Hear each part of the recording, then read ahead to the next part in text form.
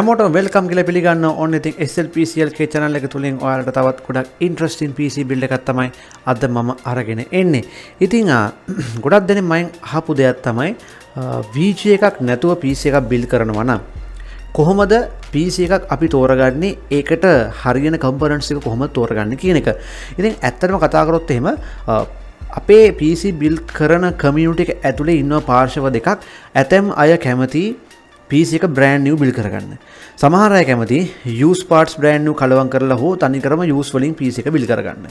ඉතින් SLPCLK channel එක තුලින් හැම වෙලේම මේ දෙකොල්ලොම balance කරමින් PC build ගේන හින්දා මම හිතුවා මෙන්න මේ brand new පමණක් යොදාගෙන PC එකක් build කරන අයට දැන් තියෙන ලොකු ප්‍රශ්නයක් තමයි මේ VG වල තියෙන මිල ගණන්. දැන් ඇත්තටම කිව්වොත් එහෙනම් ඔයාලට තව ටික වෙලාවකින් හිතා ගන්න පුළුවන් වෙයි මම මේ කියන එක ඇත්ත නම් කමෙන්ට් එකක් දාගෙන යන්න. මේ PC එක build කරන මිලටම තනි VG එකක් ප්‍රයිස් වෙනවා. ඒ කියන්නේ ඒ තනි අපි ගත්තොත් තනි 4GB VG එකක් ගන්න මිලට මේ තනිකරම මේ PC එක මේ build කරගන්න පුළුවන්. ඉතින් අන්න ඒ වගේ තත්ත්වයක් තමයි දැන් ලංකාවේ හෝ සහ ලෝකයේ තියෙන graphic cards market එකේ පවතින්නේ. ඉතින් අපි ගත්තොත් මේ ප්‍රශ්නය තව මාස 7ක් වගේ කාලයක් මම හිතනවා තියෙයි කියලා. ඊට පස්සේ යම් මිල අඩුවීමක් බලාපොරොත්තු වෙන්න පුළුවන් වෙයි. ඉතින් එතකල් brand new PC එකක් ගන්න හිතන් හිටපු කෙනෙක් මොකද කරන්න ඕන කියන එක තමයි මම අද ඔයාලට මේ පෙන්වන්න යන්නේ. ඉතින් රුපියල් 80000ක් වගේ ආසන්න සහ ඒ අවට මුදලකට බජට් එකකට අපි brand new PC build එකක් හදනවා නම් කොහොමද කියන එක තමයි මෙතනදී මම අද කතා කරන්නේ. ඉතින් ඔයාට ඊට පස්සේ plan කරලා graphic card එකකට මුදල් එකතු කරලා යන්න පුළුවන්. මොකද තව දෙයක් වැදගත් දෙයක් කියන්න ඕනේ. මොකද අනිත් ඒවායේ නැත්තම් අනිත් අපි ගත්ත processors motherboard වල prices එන්න වැඩි වෙනවා. එතකොට ඔයාට PC එක හදා ගන්නවත් බැරි වෙයි. ඒ නිසා මුලින්ම PC එක හදාගෙන පස්සේ අපි ඊටු ටික කරගමු. ඉතින් ඔයාට පේනවා මම මෙතනදී තෝරගන්නවා i3 10100. එහෙම නැත්නම් අපි කවුරුත් දන්නවා i3 10 gen එකේ එන processor එක. ඉතින් මේක අපි ගත්තොත් මේ i3 10 gen graphics එක්ක එන processor එක සාමාන්‍යයෙන් රුපියල් 24000ක් වගේ තමයි මීට මාසයකට එකමාරට කලින් තිබුණේ. ඉතින් ඒක දැන් රුපියල් 10000කින් විතර වැඩි වෙලා තිනවා. මේකේ F processor එක 29000ක් වගේ වෙනවා. ඉතින් F එක දාන්න බෑ graphic card එක නැතුව හදනවා නම්. මොකද Intel ලගේ F අකුරෙන් කියලා කියන්නේ ඒක graphic නැහැ කියන එක. ඉතින් i3 10 gen එකේ නත් අපි නැත්තම් ගත්තොත් i3 10100 processor එක ගොඩක් හොඳ processor එකක්. නැත්තම් ගොඩක් අය මේ ගැන තාම හරියට වැටහීමක් නැහැ. මේ processor එක ගොඩක් අය i3 කිව්වහම නිකන් අර අපි ගත්තොත් ටිකක් මානසික බීතියක් දක්වනවා. දැන් නෙගටිව් ෆීලින් එකක් දක්වනවා i3 නේද කියලා. නමුත් Intel ලගේ gen එකේ වෙනස් වීමත් එක්ක පරණ processors වල performance එකට වඩා අලුත් gen එක එන්න ඉදිරියට යනවා. ඉතින් ඒක ගැන වඩා හොඳටම වටහා ගන්න පුළුවන් මම මේ කරන CPU benchmark එකෙන් test data වලින් වඩා වටහා ගන්න පුළුවන්. ඔයාලට පේනවා ඇති Core i3 10 gen එක සාමාන්‍යයෙන් අපි ගත්තොත් performance එකෙන් Core i7 3rd gen එක අපි ගත්තොත් එහෙම i7 3rd gen එකකට සාපේක්ෂව ගොඩක් performance කරනවා කියලා. මම මේ කතා කරන්නේ i7 3rd gen එකක් ගැන. ඉතින් Intel ලයි ගොඩක් CPU වල cores 4ක් සහ thread 4ක් තමයි අන්තර්ගත වෙන්නේ. ඉතින් මේකෙත් ඔයාලට බලා ගන්න පුළුවන් cores 4ක් සහ නමුත් threads 8ක්. සාමාන්‍ය Intel ලගේ අපි ගත්තොත් i5 7 gen වෙනකල් බලා ගන්න පුළුවන් උනේ cores 4යි thread 4යි. නමුත් මෙතනදී cores 4යි thread 8ක් අන්තර්ගත කරලා දිනා මේ processor එකට. ඒ නිසා තමයි මේ වගේ හොඳ performance එකක් ලැබිලා තියෙන්නේ. ඉතින් i7 3rd gen එකට වඩා මේක performance කරනවා. ඒ වගේම i7 4th gen එකක් හා similarව සමානව මේක performance කරනවා. ඉතින් මේක තමයි i3 10100 එහෙම නැත්නම් 10 gen එකේ කතන්දරේ. ඉතින් ඒ නිසා මේ processor එක ඔයා use කරා කියලා කිසිම ප්‍රශ්නයක් වෙන්නේ නැහැ.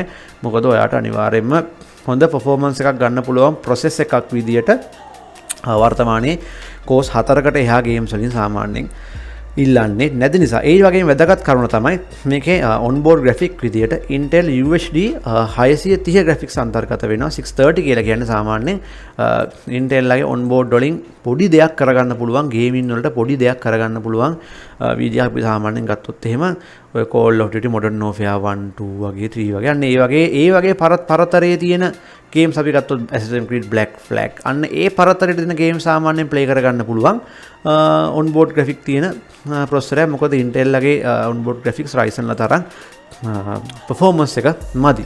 ඉතින් මේක රුපියල් 34000ක් වෙනවා. මෙන්න මේ විදිහට මම මේක කොටේෂන් එකට ඇඩ් කරගන්නවා.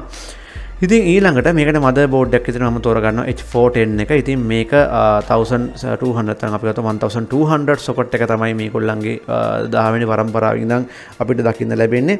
ඉතින් 11 වෙනි පරම්පරාවත් සොකට් එක වෙනස් වුණේ නැහැ. එතන 1200 තමයි. ඉතින් මේක හොඳ මදර් බෝඩ් එකක්. ඉතින් RAM සපෝට් කරන්නේ 2යි. RAM ports 2යි මේක අන්තර්ගත වෙන්නේ. ඉතින් ඒක ප්‍රශ්නයක් නැහැ. 8GB දෙකකට ගියා නම් හොඳටම ප්‍රමාණවත්. ඉතින් 64GB වෙනකල් මේකේ අපිට RAM සපෝට් කරනවා. අන්තිම ඒක ඔයාලට එච්චර යන්නේ නැහැ ගේමින් වලට හදනවනම්. ඉතින් මේක රුපියල් 17500ක් විතරයි වෙන්නේ. ඉතින් ඊළඟට මම මේකට 8GB එක RAM එකයි ඇඩ් කරන්නේ. මොකද අපි බජට් හදන හින්දා ඒ වගේම DDR4 3200 යොදා ගන්න. නමුත් මේ ප්‍රොසෙසර් එකට DDR4 3200 වෙනකල් සපෝට් කරන්නේ නැහැ.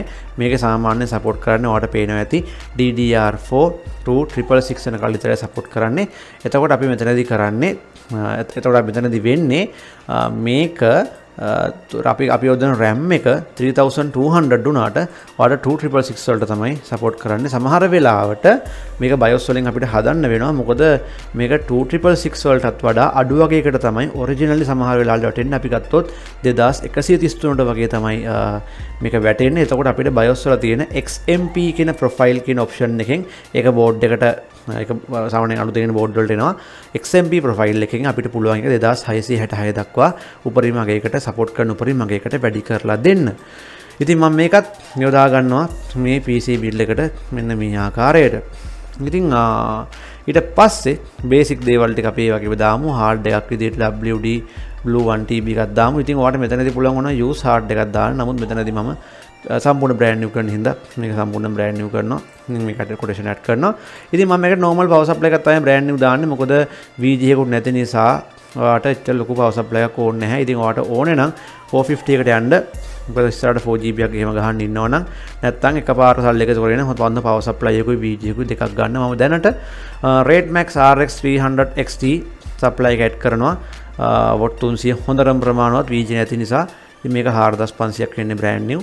ඉතින් මම කේසින් එකත් ඒ ආකාරයටම Red Max එකේ එන E105 කේසින් එක යොදනවා. මේක ගොඩක් ඉඩ තියෙන කේසින් එකක්. ඉතින් VG එකක් ගැහුවත් උනත් ඔයාලට මේක පාවිච්චි කරන්න බලන්න. මොකද ඉස්සරහා mesh එකක් තියෙනවා. ඉතින් හොඳ intake and outtake එකක් තියෙනවා මේකේ. ඉතින් ඔයාලට පේනවා ඉඩත් හොඳට තියෙනවා. පිටිපස්සෙත් ෆෑන් එකක් අන්තර්ගත වෙනවා. ඒ වගේම ඔයාලට වැදගත්ම දේ තමයි ඔප්ටිකල් ඩ්‍රයිව් එකක් ගහන්න පුළුවන්. මේක රුපියල් 5500කට හොඳනම් ප්‍රමාණවත් මේ හොඳ බජට් එකක්. ඉතින් මේ විදිහට මේ බේසික් දාලා ප්‍රොසෙසරේ මදර් බෝඩ් එක RAM එක එතනින් එහාට ගියාම හાર્ඩ් එක අපි ගත්තොත් සප්ලයි එක ඒ වගේම කේසින් එක දාලා බේසික් PC එකක් බිල්ඩ් කරා. ඉතින් VG එකක් ගන්නකල් හොඳම හොඳ ඔප්ෂන් එකක් විදිහට මට මේක හඳුන්වන්න පුළුවන් ඔයාට. මොකද VG වල තියෙන ප්‍රයිස් එක ඉදිරියට මොනවා වේද කියලා අපි දන්නේ නැහැ. ඉතින් ඒ නිසා ඔයාට ඒක හොඳ වැදගත් වෙයි. ඉතින් MSK වෙබ්සයිට් එකෙන් මම මේ බිල්ඩ් එක කරා රුපියල් 80500 රුපියල් 80000 ආසන්න ගානකට ඔයාට 80000 around 80000 අපිට බිල්ඩ් එක කරගැනීමේ හැකියාව ලැබුණා. මෙන්න මේ විදියට. ඉතින් මම හිතනවා ඔයාට යම් කිසි දෙයක් ලැබෙන්නේ නැති කියලා මේ වීඩියෝ එකෙන්. ඉතින් මම මෙයාලගේ දුරකථන අංක පහලින් දාන්නම්. ඉතින් සමහර වෙලාවට මට කිව්වා මේ වීඩියෝ එක හද්ද කියන්න කියලා. මේ දවස්වල කියන්නේ කලින් සතිවල ඇන්දරි නීතිය කාලයේ සතිවල ලැබිච්ච ඇනවුම් විශාල ප්‍රමාණයක් තියෙන හින්දා දුරකථන විසන්ධි කරන්න වෙනවා කියලා. මොකද ඇනවුම් බාර ගන්න බෑ කියන එක සමහර වෙලාවට. ඉතින් දැන් ප්‍රශ්නයක් නැහැ කියලා කිව්වා. ඉතින් ඇමතුම් අංක මම දාලා තියන්නම්. ඔයාට අමතන්න පුළුවන්. ඒ වගේම ෂොප් එකක් දැන් ඕපන් එකේ තමයි තියෙන්නේ. ඔයාට ගිහිල්ලා හදාගන්නත් පුළුවන්. සංචරණ සීමා සහ සෞඛ්‍ය රීති වලට අනුකූලව මේ දේවල් කරගන්න. ඒ නිසා පරිස්සමින් හැමෝම ඉන්න. ජය වේවා. ඉතින් කමෙන්ට් එකක් දාන්න යන්න. හැමෝටම ආදරේ. බුදු සරණයි.